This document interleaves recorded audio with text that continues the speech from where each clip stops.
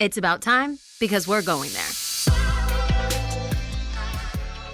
Ooh, I hope that you guys came hungry today because on today's show, we have Aarti Sequeira. Now, if you've ever watched anything on the Food Network, this name, this face, this personality is going to be familiar. But what you might not get on watching the show is how truly amazing not just this woman's food is, but how amazing she is. Aarti, welcome to We're Going There. I'm so excited to have you again on the podcast. That was such a lovely intro. And I didn't even write it. Like, I literally am going ad hoc, like impromptu. I know. I was sitting here like watching you going, is she just going? She's just making this up as she goes along. This is good. Well, the fun part is that we know each other in real life. So Yes, this isn't, yeah. I don't have to make anything up. This is really who you are. And I literally feel, wait, I said this before we started recording, but I feel so cool when I watch the Food Network because I'm a loyal Food Network fan. Yes. I feel so cool to be like, dang, I know that chick. So it is my honor to have you not on the Food Network, but on the We're Going There podcast. So welcome to the second time. Yes. Double dipping. I love it. I'm so excited that you're here. This season, we are all about new beginnings. And I feel like we're starting the new year and people are, used to, okay, new year, new you, new beginnings. But what I really want to hone in on is when we talk about new beginnings, I think I really want people to walk away from different angles from this season on like, okay, well, what does this mean for my life? I'm tired of doing the things that I have always done. Let me start something new, but I don't really know how to begin. I think this is where I want to start with you. I love that this season we get to have a chef on the show. I love your recipes. I have your cookbooks. I have to tell myself I didn't buy them. I didn't have to because they were sent to me. And girl, I'm all about that discount. Okay. So, but the links to your books are going to be in the show notes for everyone who wants to buy these recipe books. But listen, you've been on the show before and we were able to talk a little bit about how you began and how your beginning was so different. Then there's the Food Network star. There's all these things. So I don't want to spend a whole lot of time there. We'll put a link to your first episode in the show notes. But for those that are joining in we're in our 9th season, Aarti. 9th season of the podcast. It's crazy. I can't believe it. And you are season 2. So I know. In a nutshell, will you take us on this? I feel like this is so perfect for this season because you literally pivoted. You switched completely different industries. It was a new beginning. So take me on the new beginning of you stepping into being a chef. Yeah. So all I ever wanted to do since I was a little girl was to be a journalist. I wanted to be Christiane Amanpour, and there was something very heroic and noble to me about it. I thought we were going to be best friends and, report from the minefields together and stuff. That didn't happen, FYI. But I was doing really well. I was working at CNN, which was like where I wanted to work since I was 11. And everything was going well. I got married and I moved to LA from New York because I was like, news happens everywhere. And I was just writing about this yesterday and I was like, and that's when God put his holy foot down. He was like, enough. And I just felt every door closing, every door that everybody else was like, you're getting this job. Nope, it would close. And I think it was because at that point, I had sort of an understanding of God, but I did not know God. And he wanted me, and what he wants, he gets, you know what I mean? So he went after me with a passion, and he knew that I was so tied up in this idea of me being a journalist that once he took it away from me, I really had to contend with, well, who am I then? And is the person that's left worthy of loving, worthy of being proud of, worthy of any of these things? And he said the answer was yes. And I was like, okay, cool. But in that process, it was the kitchen that really was my sanctuary. It was where I went for peace and for order and for beauty. I'd always loved food. I know you get that feeling, and come from a family of incredible cooks. And so it was always there in the background, but this was the first time I kind of went out on my own. And as I did that, I ended up competing on a show called Next Food Network Star and winning it and getting my own cooking show. And so, this came completely out of left field and still has me feeling a little out of my depths in it. Cause I'm like, well, I didn't go to school for this. Why am I here? But for me, it is constantly, there is no reason on paper for me to be here except for God. It's only God, but God. And so maybe that's why he continues to keep me in this incredibly, Lord Jesus, uncomfortable place on a daily basis, because it's a daily pointing, like not in my own strength, but in his. This is so beautiful. You nourish people in the physical with food. And we're going to talk about kind of like this new adventure that you are on. You also nourish people through your written words, your spoken words, which is so beautiful. Side note, I can totally see you as a CNN journalist because it's your accent too. It's your accent too. You just sound so posh. I thought I had it in the bag, Bianca. Like, I mean, honestly, I'm kind I of was like, surprised, come but when on. the Lord put his foot down, he put his foot down. He said, no, I don't want you giving news. I want you creating news headlines with your amazing food recipes. Okay. Right. Or the good news. It's all about the good news. Amen. Amen. I love it. I love it. Here's the funny thing. We have some amazing like pastors, preachers, writers, communicators that are on the podcast. Yeah. And people will say like, oh, wow, that's so cool that, this person was on the show. And really, I'm so excited that you're on the show because you're over here name dropping names like Bobby. And I have to pause and be like, she's talking about Bobby Flay, you're like, Guy Fieri. Like it's hilarious to me. So forgive me as I geek out, but listen. I feel the same way. This is so fun. This is so fun. Okay. So I want to talk about starting beginning. What might feel like failure might be the beginning of a really new recipe. So there's this one message that I taught out of the book of Ruth, and I called it Ruth's Roux. And to make a really good roux, you can't be afraid of the color going dark. And sometimes when people make a roux, it's very light, but you're not going to get the depth of flavor that you would like a dark brown or a caramel looking, maybe even a chocolate brown looking roux if you're going to do like a gumbo or something seasoned. So I'm wondering, and because you're a chef and get to pick your brain on this, what are those things like in a recipe that have been burned or maybe you ruined or what felt like failure that led you to the thing that would be a delicious sauce or a delicious dish? Will you walk me through this process? Sure. Have you ever had that moment? Oh, yes. Well, so one of the big things is just burnt onions. Burnt onions are actually, in moderation, really delicious, right? They add a bitterness and a char and a depth to a dish that you wouldn't find otherwise. So in I wouldn't just say Indian cooking, I'd say South Asian, even Persian, Afghani. There's a lot of rice dishes, rice with meat, and they're cooked together. And quite often they're finished with onions that are cut really, really finely and cooked in ghee until they're golden brown. And then you leave them to get a little bit crispy. I finish them with a little salt. But there have been times where I've let them sit just a little too long in the ghee and they've gotten more black than brown, and they're still good. They still add something great. And it also makes me think of this one time I was on Guy's show, Guy's Ranch Kitchen. Subtle flex, listeners. I know, listen, subtle flex. It's just, I'm sorry, I dropped something. And I was making these pineapple upside down cornbread muffins. Recipes in my new book, in case anybody wants it. Love it. So it's like a sweet, nutty sort of brunch item. And I happened to, by mistake, double the amount of, I think it was baking soda or baking powder in it. And I realized it when they came out of the oven because they were like overflowing out of the muffin tins. And I was like, this is really a bad time to have made that mistake because we can't go back.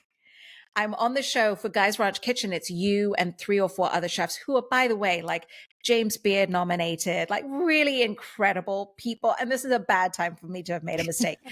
However, it ended up being the greatest mistake because they were so light and fluffy. And Guy was like, how did you do that? And I was like, I made a mistake is how I did it. I was honest about it. And then that mistake ended up being how I now write the recipe. Because it ended up more like a popover than a cornbread muffin. Listen. Look coming from a chef, the mistakes that you think will ruin a dish might lead you to something surprising. This is the perfect place that I want us to pivot. I'm very excited because Unwind is the new project that you worked on. And I love that it helps us see God as the one who can sustain us. So here's a chef talking about a good God who wants to sustain us. Talk to me a little bit about this project. And then I want to go into chefing and some of the things that you're learning in this season of your life. But why this and why this project now? Well, I think it's pretty appropriate for the beginning of a new season. And when you're talking about new habits that you want to incorporate. So, the kitchen had been my sanctuary, but, 10, 15, I've been doing this for nearly 15 years now. 15 years later, I would look at the dinner hour very differently than I used to. And instead of looking at it as a source of joy and meditation and peace, it was a source of stress for me, honestly, because not only was I walking into the kitchen just utterly exhausted from all of the demands of the day, but now I was looking at the dinner hour as like, I'm a food personality. My dinner cannot just be tater tots and hot dogs. You know what I mean? It has to be like chef worthy. And so I still do. It's literally my prayer today was like, Lord, help me to release these expectations. It was sucking the joy out of cooking for me. And I started to really relate to so many people that have talked to me about that. And I tried all the things, the meal prepping, the meal planning, all of that. And I cast my mind back to like 10 years ago, a woman that I refer to as my auntie, but she's not really. And she's Hindu. And she told me that she prayed before she cooked. And I was, before you cooked? And then she looked at me and was like, don't you do that? And I was like, yeah, okay, yeah, totally. And when I asked her why she did it, she said, I pray and I teach everyone in my kitchen to pray, to be sort of an open conduit for God to do what he needs to do for all the people that eat my food. And I was like, and it sort of transformed the way I now look at that dinner hour or any moment when I go into the kitchen. And so I started to pray before I cooked. And what started off as like, oh Lord, just let this turn out okay, became, Lord, I'm walking in here and I have a burden. I'm discouraged. I'm sad. I'm scared. I'm tired. I'm mad at you. You know what I mean? All of those things. And instead of that 45 minutes being like a grumpy, here I am doing another thing for somebody else, it was 45 minutes of me just sort of talking to the Lord and sometimes just being completely quiet, but very intentional and finding healing and restoration and peace. God has tucked sacred. He has tucked holiness into the most mundane, not just difficult, mundane, boring, drudgery moments of our lives. It's there if we would just stop and take a second, like literally a second, to pray. And what I found is that then how I turned up in the kitchen was how I started turning up in every other part of my life. Before I did the laundry, when I went to carpool, when I had to have a really difficult conversation, when there was a really hard project to work on, I was already in the practice of just like a high five, like a little fist bump with the Lord before I went into the kitchen. So of course I would be doing that before I had a difficult conversation with somebody. You know what I mean? It's a muscle. And so that's what the cookbook is all about. That's why it's called a devotional cookbook for the harried and hungry, because I do believe that we are at our worst when we're hangry. Oh, absolutely. I hate to admit that. I hate to admit that. That's when we snap at the people we love. That's when we have no patience for people. That's when I am at my worst, is when I'm hangry. It's not actually when I'm under intense suffering or, you know what I mean? It's when I'm hangry. I agree. Yeah. That's when you get tested. And so I think it's a perfect opportunity to take a minute, read a devotion. Every one of the devotions starts with when you need hope, joy, courage, peace, happiness, all of those things.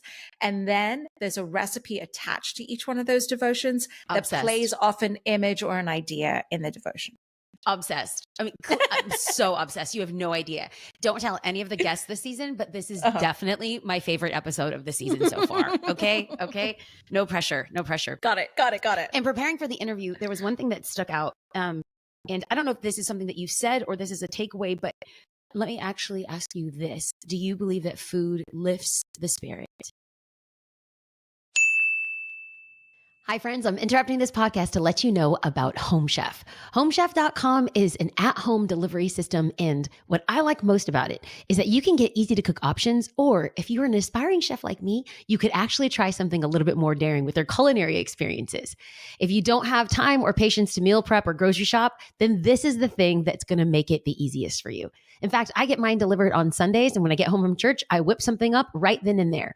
Not only am I saving money rather than going to Uber Eats or DoorDash, I get to make it at home. In addition to it being easy and convenient, statistics will say that I'm saving about $86 per month on groceries. For a limited time, Home Chef is offering my listeners of We're Going There podcast 18 free meals, plus free shipping on your first box and free dessert for life at homechef.com/going there.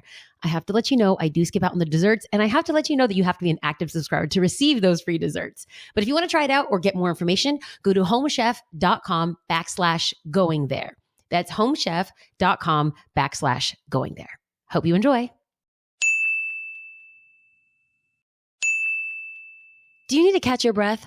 Americans spend an average of 90% of their time indoors and take about 20,000 breaths a day. The indoor air that we breathe is 2 to 5 times more polluted than outdoor air, and in some cases, up to 100 times more polluted, according to some recent research. So what's the solution? Introducing an air purifier that captures the attention of established media outlets like CNN, Money, ABC, and more. What is it? The Air Doctor. The Air Doctor filters out 99% of dangerous contaminants that your lungs don't have to. This includes pollutants such as allergens, pollens, pet dander, dust mites, mold spores, and even bacteria and viruses that make you sick. Air Doctor comes back with a 30-day breathe easy money back guarantee. So if you don't love it, just send it back for a refund minus the shipping. Head to airdoctorpro.com and use the promo code WGT, and you'll receive up to $300 off of air purifiers. Exclusive for podcast customers, you will receive a free 3-year warranty on any unit, which is an additional $84 value. Lock in this special by going to airdoctorpro.com, airdoctorpro.com, and use the promo code WGT. Yeah. Well, it depends who prepared it. Ooh. I think it depends who prepared it. And that's one of the reasons I think it's so important when we're cooking to get ourselves right. I think, your frustration, your hopelessness, my frustration and hopelessness shows up in how I cook, right? My food, it can deliver that feeling. And if I'm serving it to my children and my husband and whoever it is, why would I want to leave that bad taste in their mouths? Yeah. And so I think it has the potential to. I'm constantly amazed, flabbergasted, humbled by the fact that, the first thing that Jesus did for his disciples after he resurrected was to cook for them. Cook them a meal. Come on. Yes. I mean, I'm that's assuming my savior. That's yes, my God. That's right. I mean, and let's talk about it. He was no longer, he was no longer human, right? Like he was fully in his godhood. Maybe there's a theological controversy over that. I'm not sure. He's resurrected in his new body, okay? And he does a very human thing because you can't just grill a fish. You got to take the scales off. You got to gut it. You got to season it. You got to build a fire. He was doing all of this on the beach while they were out, fishing.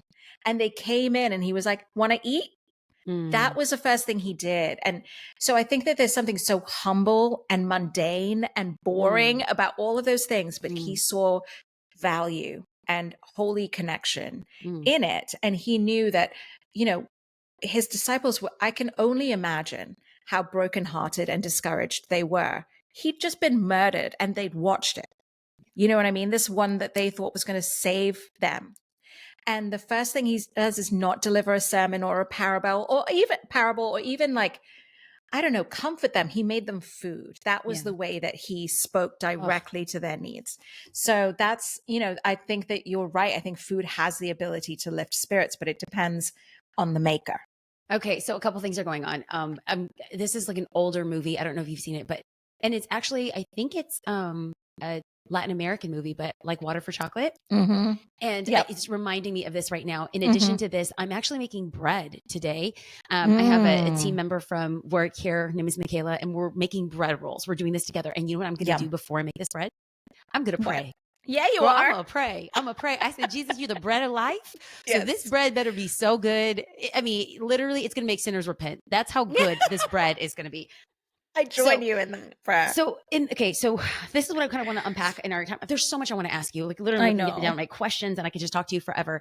But in a season, it's been a very interesting season for me. And just recently I was like, gosh, I'm going to be cooking for one. And if I'm honest with you, I was in my emotions. I was feeling like a sense of loneliness, a sense of isolation. And I was like, I just don't want to cook for one. I It's know. just not fun. And so Mm-hmm. in my world of extremes as an Enneagram 7, it's either I'm going to cook for one or for 10. So I Yeah. just picked up my phone and I texted a bunch of people and I'm like, this is Yeah. random, but if you guys are free, will you come over? And here I am making homemade pesto and I'm doing this pasta. I'm doing this salad. I want it to be nourishing and full. So Mm-hmm. what advice can you give someone when wanting to bring others around the dinner table while not necessarily feeling like they're the greatest of chefs? Oh my gosh. I mean, besides buying your cookbooks. Yeah, well, I mean, buy my cookbook and you'll have some great recipes. No, so I'll tell you two things. One is one of my children's favorite meals. Well, no, my oldest, because I was pregnant with the youngest.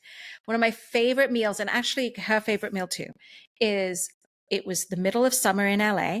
We lived in an old apartment building, so that means no AC. No AC. And Ooh. when you're pregnant, you're usually like 10 to 15 degrees hotter. And I was super pregnant. I was like, you could see me from 5 miles away.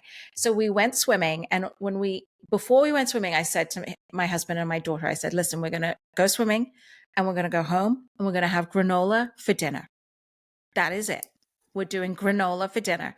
And they were like, whoa, she must be tired. Because I would never normally. But we sat down and I still remember the feeling of just setting out the bowls and the granola and the milk and the fruit and just really being able to relax and connect and just be with them. You know what I mean? And so I tell you that story because it reminds me of the story of Jesus looking at the old lady bringing her two mites to the temple and him saying, that's all she has to give. And that's more than everybody here is bringing.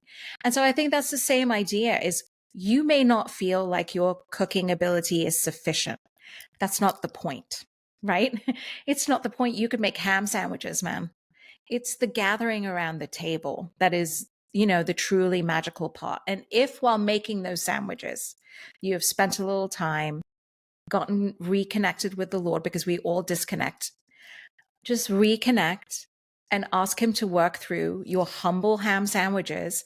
Guess what? It's going to taste like a cubano. You know what I Ooh, mean? come on. Yes. It has that ability. So I think don't overthink it, Okay. So for somebody listening, and they're like, well, what's the motivation of cooking when I have Uber Eats or I have Postmates or I can just, Oh, go swing by In-N-Out for our West Coast family. In-N-Out, our greatest hamburgers. come on. That's what this is The our best. contribution to America. It's the Yes. best. The best. Can you share an instance where cooking helped you navigate a new beginning or a significant change in your life? Ooh. Well, cooking is such a constant for me. I will say that one of the biggest challenges I've experienced is when, so my husband and I have been together since we were 18.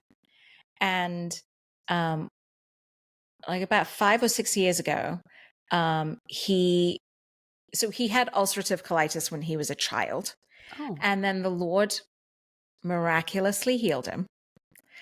And so all throughout our relationship and our marriage, that has been my story. I took it on as my healing. And then it came back. It came back 5 or 6 years ago. And so that has been really difficult on all the levels you can imagine. But the one that I didn't foresee was that I changed the way I cooked because he is so sensitive to so many things. So he can't have dairy, chicken, eggs. He can't have, the biggest difficulty has been he cannot have nightshades. So that means no tomatoes. No tomatoes, no chilies, no red peppers, no eggplant, no potato. I mean, potatoes he can handle. And so that's been a really difficult change to make. And it was something that I heard other people had to deal with. And I was like, that sucks. I mean, just dig the grave already. Like, sounds awful to me, especially as an Indian, like so many of our gravies use tomatoes. Mhm. And I have found a way around it. But I will tell you that for a while, cooking lost a lot of its joy Mhm. because so many of the ingredients had been taken away from me. And so that was really hard. So not only was I sort of mourning the fact that my best friend was ill again, the Mhm. father of my children was ill again, but then it was showing up in the kitchen, which is Mhm. like my joy and peaceful sanctuary Mm. place. But it is possible. You know what I mean? Like Yeah. it is possible to continue to find beautiful things to eat and enjoy. He's doing much better. I know people always ask, he's doing much better. Um, but I think that that's kind of the interesting thing about if you are a person that loves to cook, is that your cooking is a reflection of where your life is at. And there are going to be periods where you're not going to feel it. And that's Mm. okay. It's okay. But it's just a season usually. So I wanted, before the interview had started, I had asked, hey, I would love a recipe that we as podcast listeners can do together. And so will you give me a recipe that feels like easy entry? Yeah. And then I'm also inviting everyone else to make this Mhm. same recipe. Now, this was, again, you were on the podcast, I want to say season 2 or 3, but you gave It's us, early. yes. And you gave us a recipe, and there were several people that actually did the recipe and posted it on social media too. I was so touched. I was Oh my so touched. So I'm going to gosh. do the same invitation. So the Yeah. recipe that you're going to give us right now, we'll go Yep. through it quickly, and then we'll make sure we'll Hmm. put the ingredients and the directions in the show notes. But what recipe are you vibing right now that you want to share with the We're Going There podcast listeners, that we're inviting people to make, not just for themselves, maybe even make for others? Yeah. um so what are some of your faves? Or actually Okay. give us the one that you want us to do. The one that I'm going to do is I'm just trying to find. So this is the book in case anyone's looking Oh, at I love this it. I love visually. it. Yes. So it's called Nargesi, which is Persian spinach and eggs. So the thing that I love about this recipe is, Wait. This sounds very intimidating. no, And your recipes are not. I just need someone to listen, or they're yeah, watching on YouTube. This sounds like, wait, you said Persian and it's a word I don't understand. Are you kidding yeah, me? No. What I love about it's your easy. your recipes is that any at-home chef, any Hmm. at-home cook can pick it up and do it. So I just had to give that little caveat Yeah, because I don't want yeah, someone yeah, to yeah. freak out and be like, no, I'm not going to do it. But go ahead. Yeah, no. I mean, and that's the thing I love about Persian cooking specifically. I grew up in Dubai, which is just across the Oh, water that's right. from Yes. Iran, and so like my mom's best friend is Iranian, and so um, it had such an impact on the way that my mom cooks, and so then of course it has an impact on how I cook. Iranian Persian cooking is very aromatic. It's all Mm. about how the house smells. And so what I love about this is it takes two really kind of mundane ingredients, spinach and eggs, and transforms them with leeks. There is saffron in it. You can skip it if you don't feel like using it, but that's the little gilding of the lily. To me, that is sort of, it's a recipe that sort of shows you this is what God does. Right? He takes the humble spinach and eggs, he adds a little saffron to it, and all of a sudden you're like, whoa, I've never had anything this good before. But basically, have you heard of shakshuka? Oh, I love shakshuka. Yes, I've been Yeah, to so Israel this several times. is, It's like my yes, fave of dish. Yes. course. So So this is sort of a Persian version, except that there's no tomatoes in it. You can guess why. And it just uses spinach. And the idea of this dish is it's called Nargisi because it refers to the crocus flower, because the colors of the dish reminded the Persians of spring. And the crocus flower blooms in Mm. the spring. So it's green, white, yellow, gold. And so it's this very light, bright, happy, new beginnings. We're going to start all over. We worship the God who does a new thing constantly. And so I think that's super appropriate for you So guys. this is a new beginnings recipe. I'm very Yeah. excited. One question though, which I'm always concerned, where do I get saffron that's Hmm. going to be good and not break the Hmm. bank?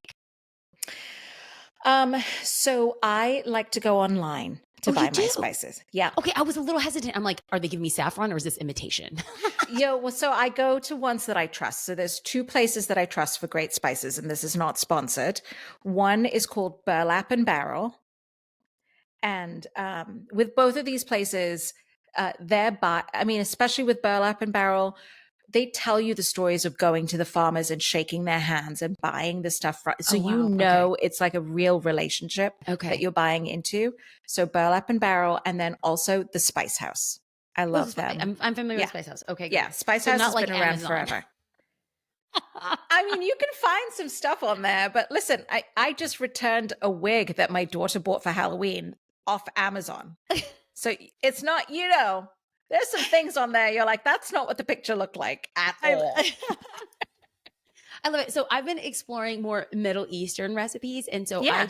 I killed a makaluba, like killed a makaluba. It was very, very good job. My house smelled like coriander and cumin and cardamom for like 4 days, but it was really good. Okay. So As good. we wrap up this interview, first, let me just say, I'm so proud of you, of everything that you've accomplished with being an untrained, like formally, like you didn't go to any of these fancy places and you didn't, stage here or, sous chef over here. Like you really are a homegrown chef, and the Lord has opened up some amazing doors for you. So as a woman in the world of chefing, as a woman of color in the food industry, and as a woman of color in the food industry, which is predominantly male, and also somebody who's so passionate about what she believes and the Lord, I just want to say thank you. Thank you so much of making what feels very elitist to some, very just practical to everyone. I'm so excited about this new project. The link to the book is going to be in the show notes. I'm encouraging everyone to follow along on your journey, not just in cooking, but also online on social media. In fact, they could tag when these recipes go out. I'm going to put a link because the spelling of your name is a little bit difficult. So I'm going to actually put it in the show notes. You guys, the link to her Instagram, the link to her website, the link to the recipe, the link to the book, everything's going to be there. And I would love for them to tag you as well. So you get to see people stepping into the new beginning of cooking and the power that food has to bring people around the table. I model my leadership after the life of Jesus. And that is simply, I cook for people and I love them well. And thank you for making food allow us to love like Jesus. Aarti, I appreciate you. I'm so grateful to know you. I feel cool by association.